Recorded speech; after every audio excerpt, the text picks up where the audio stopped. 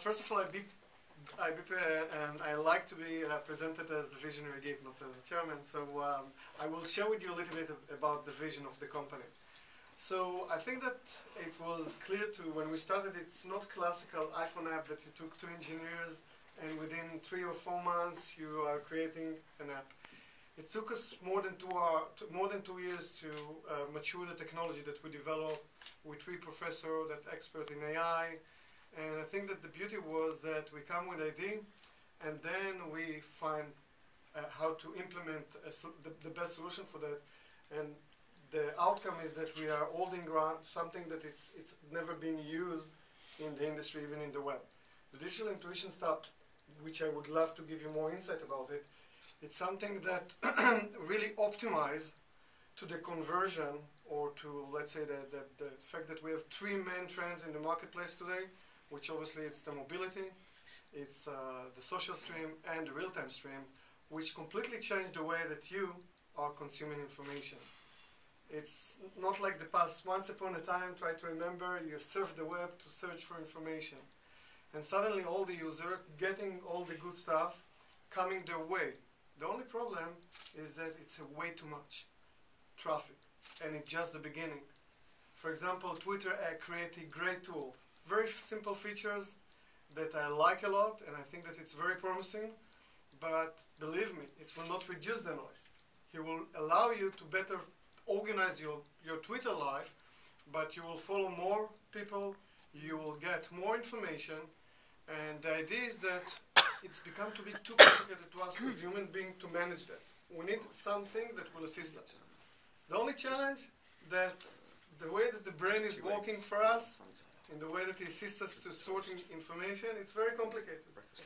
Because it's when you choose to write something, okay, maybe it's because the source, it could be because the content, a combination of words, because not just the title, not the fact that it's something that Lewis writes, and you like Lewis and iPhone, make it very important to you.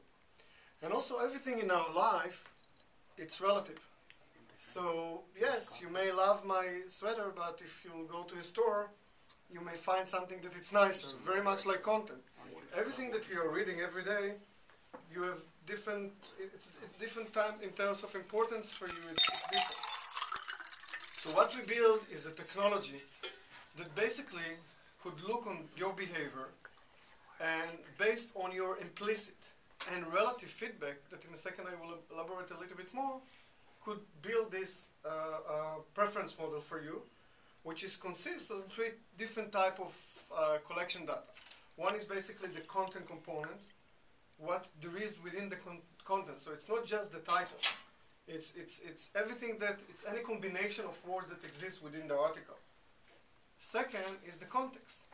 As I said, our brain is complicated, and the context is also important in the decision what you want to read, what time of day, eventually location, and so on, and obviously friends. We all appreciate a lot our human filter. It's a great thing that Lewis chooses, that he will read every day 100 of posts and become to be our human filter. But with all the respect to Lewis, I have some other area in my life that could generate for me very important information, and they compete with his information, because when he posts something at that specific moment, maybe I also have some news like you just mentioned. The type of news that it's more important for him, with all the respect to his debate with Scoble, and even if Scoble had a post today about RSS, it's not, you have some other information that it's important to you. So I think that as a human being, understanding that we are transforming to a world that will be, in one hand, what's more noisy for us, which means that we'll have more traffic that will try to compete on our attention, and within this traffic, there will be more piece of content which is extremely important for us, that we really don't want to miss.